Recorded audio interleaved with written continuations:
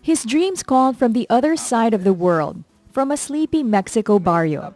Cesar was determined to shake off the negative connotation to El Perrero, or dog boy, a label that as a little boy he was bullied with, but as a man would be his moniker as he claims fame.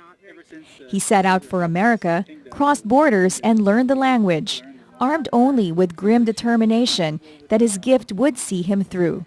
And it did. He arrived.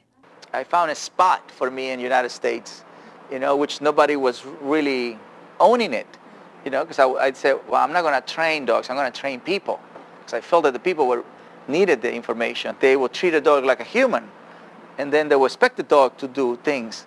You would never treat an elephant like a human, right? You have to learn elephant psychology. But in this case, they were talking to a dog like he was a human and then blaming him for everything. Why do you chew my shoe? You know what I mean? Why do you pee in the bed? And so people will talk to the dog like that. And to me, it was fascinating to see people talking to a dog like he's a human. And that's when I opened the Dog Psychology Center in a barrio, in the hood, and people start coming. His first clients helped build his reputation. Nicolas Cage, Vin Diesel, and power couple Will and Jada Pinkett Smith. But it was not these celebrities that made Cesar a pop culture staple. His natural way with dogs, dealing with the especially aggressive ones, was his ticket to success. When people scream at their pets to show who's boss, Cesar whispered. And just like that, dogs listened. Now you handle dogs with a technique that you call the calm, assertive energy. It's a way of being, that allows people to trust and respect.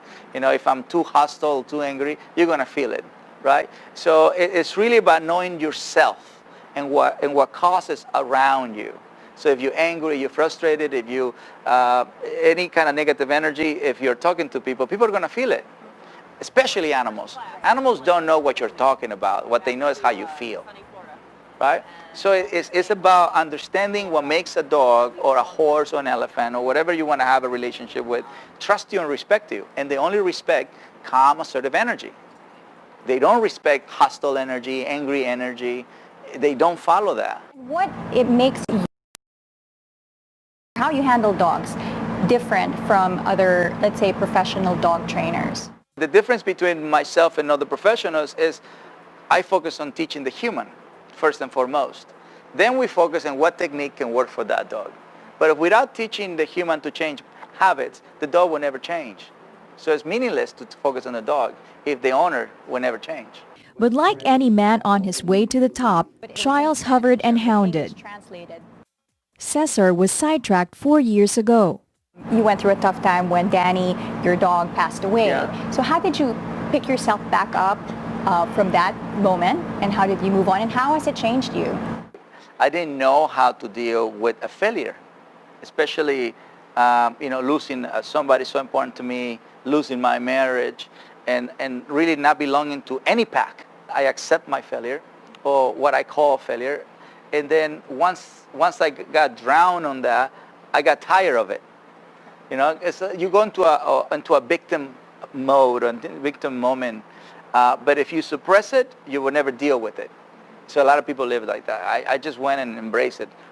And after that, I got tired, and then I went back into start helping dogs. I went back to what I knew best. And Cesar is his old self again, speaking once more for creatures that he loves something fierce.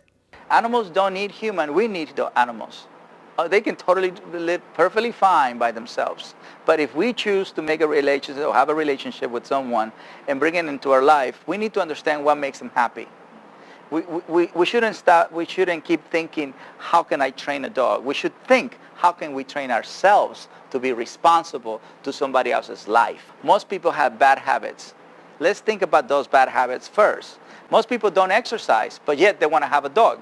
But if they don't exercise for themselves, how are they going to exercise for a dog? You see it? So you have to pay attention to your bad habits before you actually teach those bad habits to somebody else. Then blame them from having bad habits. It's the same thing. You can only teach what you know. You can't tell your dog to change without you changing. He is you. Indeed, the pack leader is back.